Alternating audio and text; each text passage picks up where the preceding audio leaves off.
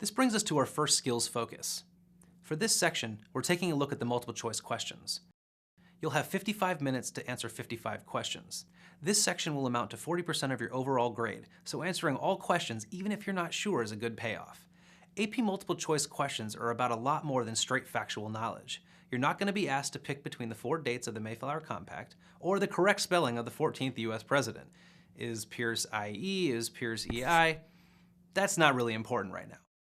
It's more about your interpretation of the ideas presented, looking at a map and reasoning out the answer using geography and map skills, examining a timeline and drawing a conclusion, or interpreting a political cartoon or a painting. The questions will be drawn from all 9 time periods, and for each, you'll be asked a series of questions. I've got a sample question that we'll review.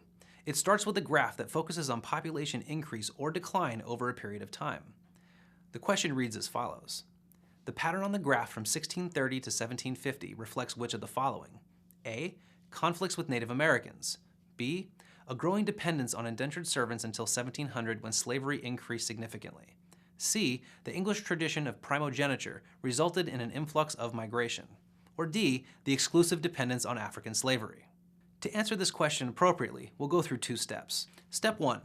Look closely at the graph provided. Pay attention to the labels on the axes and the numbers that mark both population and years. This is the information you'll need to interpret and understand to answer the question correctly. Also, it is essential that you pay close attention to the key at the bottom so you know what the graph's data is showing a measure of.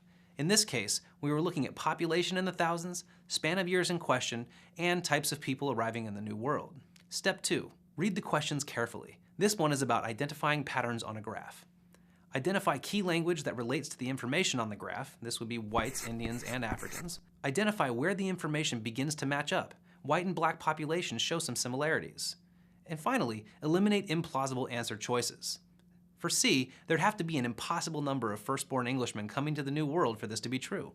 For D, the word exclusive cuts out all aspects of white indentured servitude, which was still a reality during the time period shown on the graph. This brings us to the correct answer, which is B.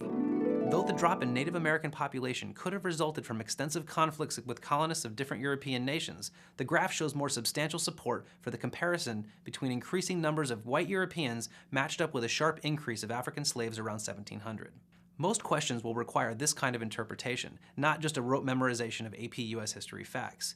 Keep your eye on the time, and remember, it is worth your while to answer all of the questions. You can get more practice with the supporting materials and documents attached to the AP US History Study Guide on the Gilder-Lehrman website.